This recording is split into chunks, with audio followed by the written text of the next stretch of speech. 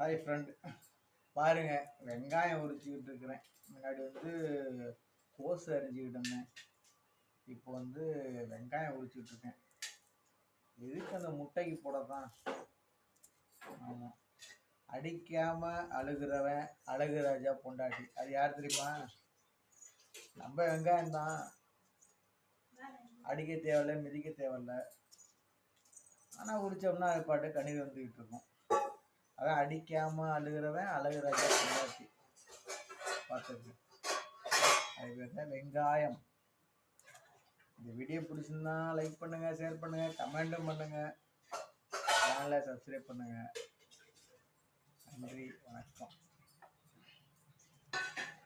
கேளுங்க, ருசியாக சாப்பிட்ணுன்னா செஞ்சாதான் ருசியாக சாப்பிட முடியும்.